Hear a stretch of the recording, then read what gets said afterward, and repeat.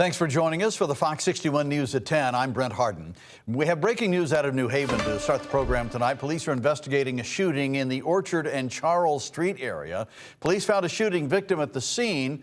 At this time, injuries are not believed to be life-threatening. Police have not released details on what led up to the shooting or whether any suspect has been identified at this point. The area is expected to remain active as investigators work to piece together exactly what happened.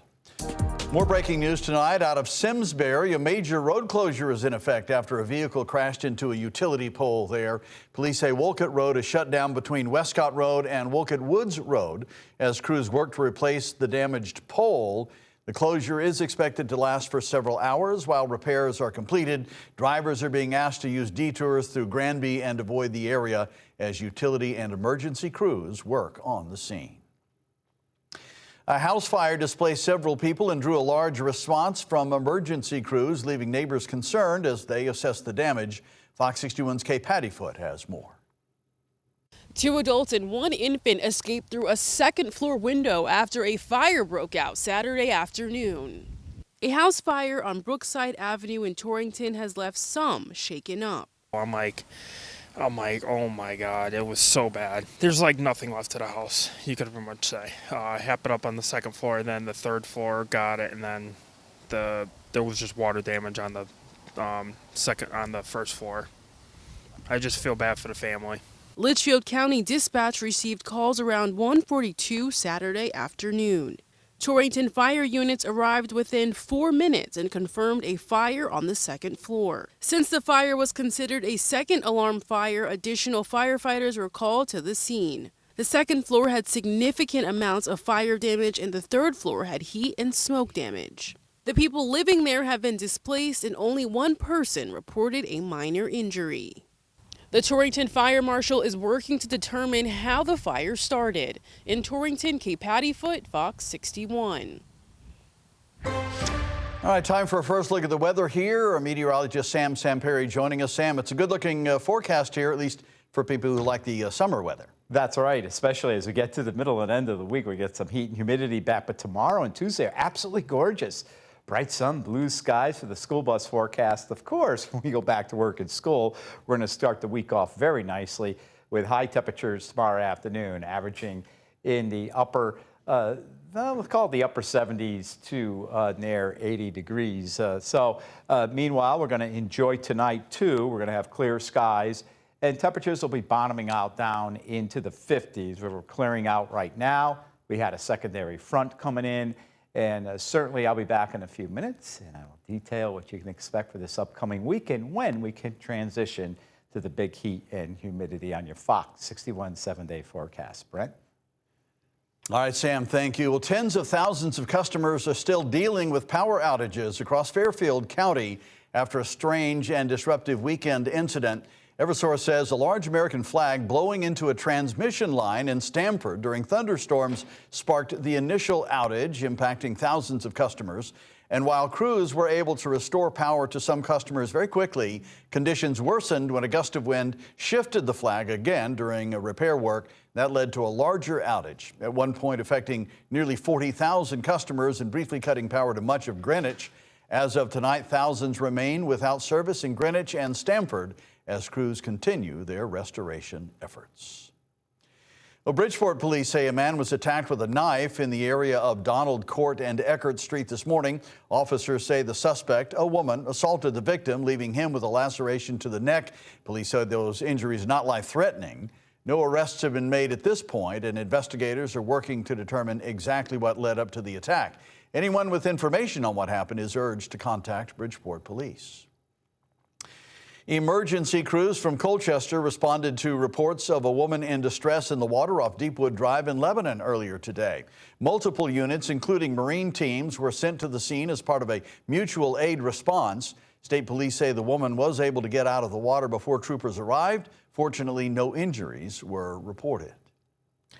And the State Environmental Conservation Police is asking for the public's assistance to help identify the person who shot and killed a black bear in Burlington.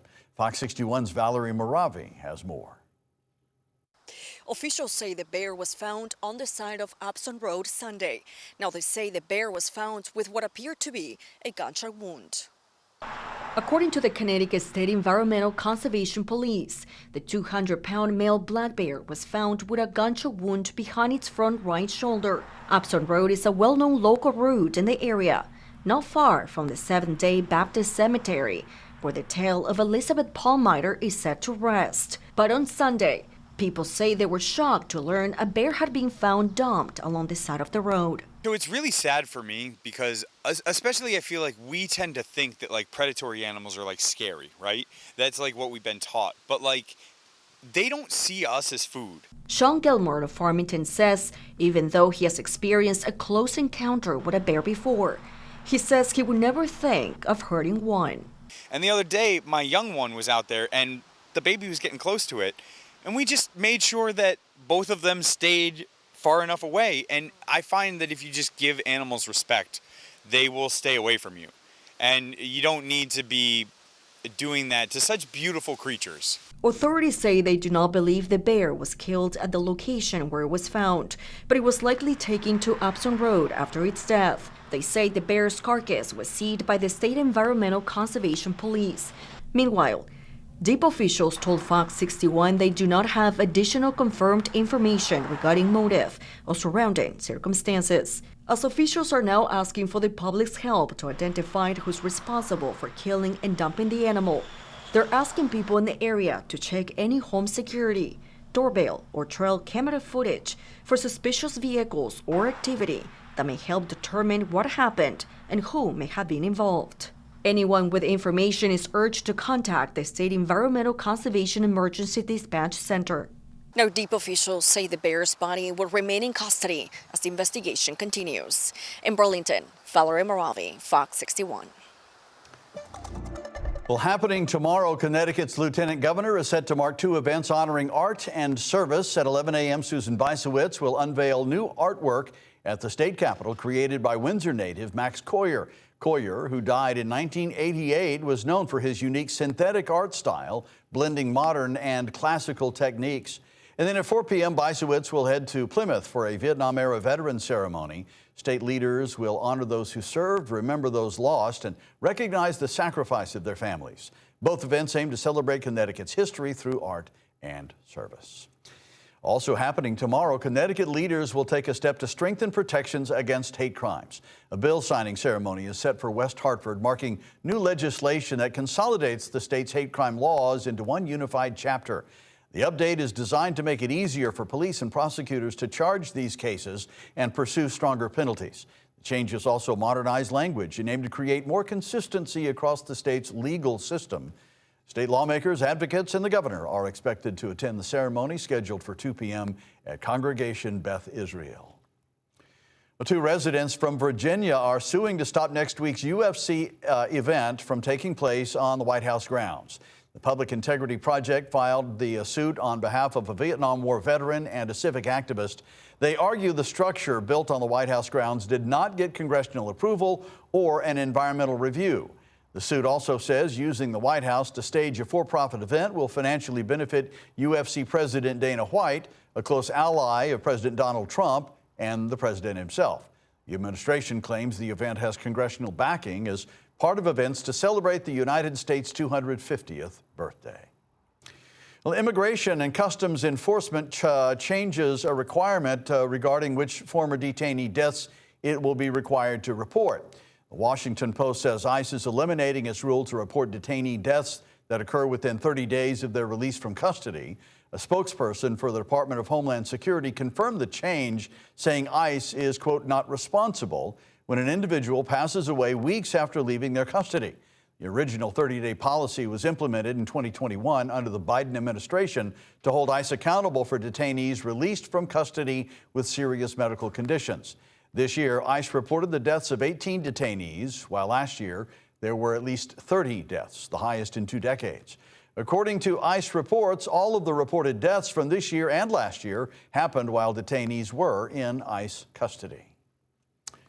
Well, now to the latest in yesterday's mass shooting at a festival in Toledo, Ohio. According to local police, all 12 victims shot are now in stable condition and improving. Anthony DiFilippo from our sister station in Toledo has more from a city council member. In the wake of Saturday's mass shooting near the Old West End Festival that sent at least 12 people to the hospital, we want everyone to understand that Toledo is a safe place to be, and we cannot allow the evil actions of others to prohibit us from enjoying a safe summer in such an amazing city. Toledo City Council member and Public Safety Committee Chair John Hobbs says city leaders are already discussing their next steps. Our plan is to meet with our council president, and she is going to have us meet with the mayor, have us meet with Chief Crawl, Chief Trentley, Chief Armstrong, and then see how for our upcoming city events, is there anything we can do better? This is now the second weekend in a row where a festival has been derailed. There was a heavy police presence last weekend at the Our Lady of Perpetual Help Festival, forcing organizers to end the event early Saturday night. No one was hurt in that incident. This is not who we are and who we stand for. We are a city where our mayor and administration, where our council president and city council and all of our chiefs are working hard, extensively, to make sure that others feel safe. One of the biggest concerns right now is with summer just starting, the feeling this could become a trend in Toledo. Hobbs says the quote, nonsense and evil that happened Saturday is not the new normal here. But he says keeping it that way will take a community-wide effort. We need our citizens to get involved. We need them to be active. And if you see something, say something. We cannot silently sit by on the sidelines and watch things that may be the cause or the root of something terrible happening. Hobbs is also echoing the city's plea for the public to share any videos or photos that could help investigators identify the two shooters police believe sparked the violence in the Old West End. There are too many amazing things that are left to happen this summer, and if we don't immediately respond to this as a community and help our detectives, help our police chief, help our first responders who did an amazing job on yesterday, this is going to happen again.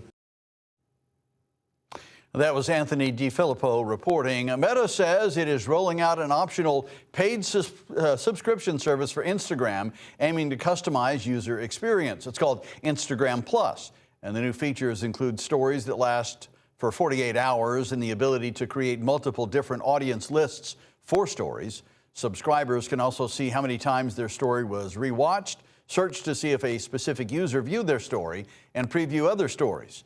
The service will cost $3.99 monthly.